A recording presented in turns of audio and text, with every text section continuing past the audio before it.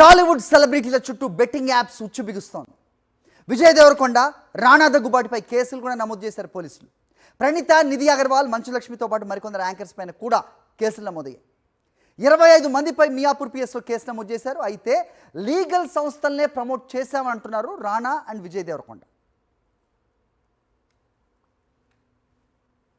ఈ అంశంపై అప్డేట్స్ మా కరెస్పాండెంట్ రవిచంద్రన్ అడిగి తెలుసుకుందాం. రవిచంద్ర, చెప్పండి. సో మొన్నటి వరకు కేవలం ఒక 11 మంది సోషల్ మీడియా ఇన్ఫ్లుయెన్సర్ల పేర్లు వచ్చాయి. వాళ్ళని విచారణకి రమ్మన్నారు పంజగుట్ట పోలీస్.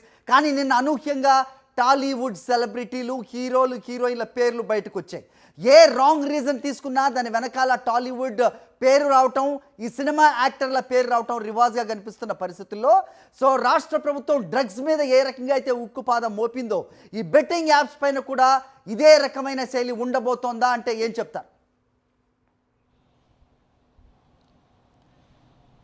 అయితే హరి, మొదటగా పంజగుట్ట పోలీసులు 11 మందిపై కేసులు నమోదు చేస్తే నిన్న మియాపూర్ పోలీసులు ఏకంగా 14 మంది సెలబ్రిటీలపై కేసులు నమోదు చేశారు. ఈ చిట్టా మరింత పెరిగేటకు అవకాశాలు ఉంది. సుమారు 50 మందికి అంటే ఎక్కువ కూడా పెరిగేటకు అవకాశాలు ఉన్నాయని చెప్పుకోవచ్చు. మరొక అంశం ఏంటంటే ఇదే అంశం విషయంలో పోలీసులు కూడా చాలా సీరియస్గా ఉన్నారు. ఆమె సైబర్ సెక్యూరిటీ బోర్డు డైరెక్టరు శిఖా గోయల్ కూడా ఇదే అంశాన్ని చెప్తుంది. ఇప్పటివరకు 2022 నుంచి 3 ఏళ్ల కాలంలో 797 కేసులు నమోదు చేశారు. అంటే ఒకటి కాదు, రెండు కాదు, 797 కేసులు నమోదు చేయడం అంటే ఇందులో చాలామంది బాధితులు ఉన్నారు. ఇందులో నష్టపోయినట్టు వాళ్ళు 100 మంది ఉన్నారని దీన్ని బట్టి అర్థమవుతుందని చెప్పుకోవచ్చు. కొంతమంది ఆత్మహత్యాయత్నం చేసుకున్నారు, కొంతమంది ఆత్మహత్యలు కూడా చేసుకున్నారు. ఈ అంశాలు ఏ కేసులు, ఏ ప్రాంతంలో ఆత్మహత్యాయత్నాలు కొనసాగినాయి, వాటికి సంబంధించి ఇప్పుడు పెట్టినటువంటి ఒక కేసులు, ఈ 25 మందిపైకి పెట్టినటువంటి కేసులు బిఎన్ఎస్లోని సెక్షన్ 318 ప్రకారం పెట్టినట్టుగా కేసులు కావచ్చు, ఐటీ చట్టంలోని 66D సెక్షన్ ప్రకారం పెట్టినట్టుగా ఈ సెక్షన్ల ప్రకారం కూడా వీళ్ళకు 7 ఏళ్ల పాటు జైలు శిక్ష పడేట్టుకు అవకాశం కూడా ఉంటుంది.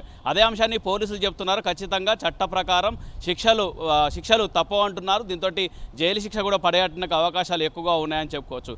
ఇందులో ఎక్కువగా సినీ ప్రముఖులే ఉన్నారు, దాంతోపాటు యూట్యూబర్లు, సెలబ్రిటీలు ఉన్నారని చెప్పుకోవచ్చు. వీళ్ళకి వచ్చినట్టుగా ఆదాయం సరిపోదన్నట్టు దీని మీద పడి చాలామంది అమాయకుల ప్రాణాలను తీస్తున్నట్టుగా యాప్లుగా తయారయ్యాయని చెప్పుకోవచ్చు. ఈ బెట్టింగ్ యాప్లు కావచ్చు, దాంతోపాటు ఇప్పుడు తాజాగా ఐపీఎల్ కూడా కొనసాగుతున్నాయి. ఐపీఎల్ బెట్టింగ్లు కూడా వీటిపై కూడా ఫోకస్ పెట్టారు. గతంలో జరిగినట్టుగా క్రికెట్ బెట్టింగ్లకు సంబంధించి కావచ్చు, చాలా బెట్టింగ్లు ఉన్నాయి. ఇందులో క్యాసినో ఉంది, రకరకాల గేమ్స్ ఉన్నాయి. వీటన్నిటిని ప్రమోట్ చేస్తున్నట్టుగా వీళ్ళు యూట్యూబర్లు కావచ్చు, ఈ సెలబ్రిటీలు కావచ్చు, వీళ్ళపై కేసులు కూడా నమోదు చేశారని చెప్పుకోవచ్చు.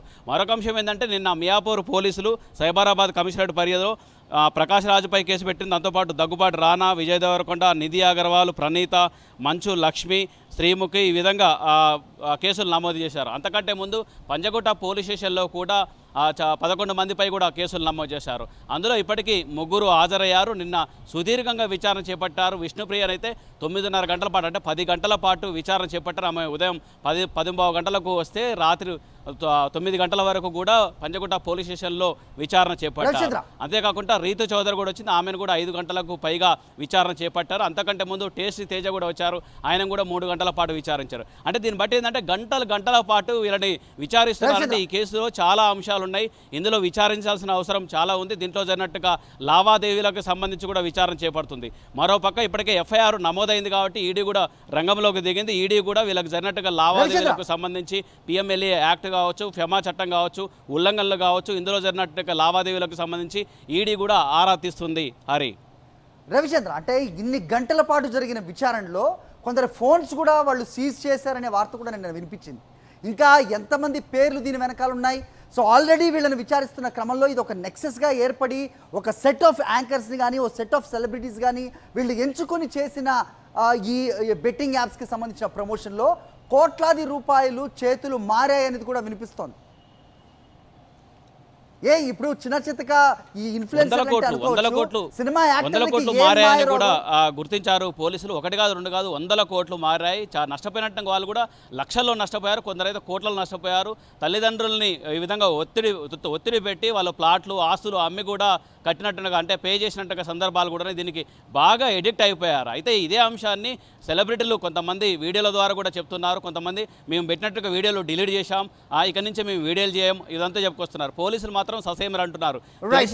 చేసినా Alright, తెలియకుండా చేసినా తప్పే, శిక్ష తప్పదు అంటూ కూడా పోలీసులు చెప్తున్నారు. ఇదే అంశాన్ని రానా కావచ్చు, దాంతోపాటు విజయ్ దేవరకొండ కావచ్చు, మేము లీగల్గా ఉన్న యాప్ల్ని మాత్రమే ప్రమోట్ చేశామని చెప్తున్నారు. ఇందులో 9 రాష్ట్రాల్లో, దేశంలో ఉన్న 9 రాష్ట్రాల్లో కూడా లీగల్గా లేవు బెట్టింగ్ యాప్లకు సంబంధించి. ఖచ్చితంగా ఆ కేసులు, ఖచ్చితంగా చర్యలు తీసుకున్నట్టు అవకాశాలు ఎక్కువగా కనిపిస్తున్నాయి. హరి, రైట్ రవిచంద్ర, గతంలో కూడా మనం చూసాం. సో ప్రభుత్వం నుంచి ఒక అపీల్ వచ్చింది, డ్రగ్స్ మహమ్మారి లాంటి దాన్ని అరికట్టాలంటూ సెలబ్రిటీలు ముందుకు రావాలి, ఓ మంచి మెసేజ్ ఇవ్వాలని. కానీ దానికి కంప్లీట్ కాంట్రాస్ట్గా ప్రస్తుతం సెలబ్రిటీలు చేస్తున్న ఈ ప్రమోషన్ని చూస్తే అందరూ కూడా యావగించుకుంటున్న పరిస్థితి మనకు కనిపిస్తోంది.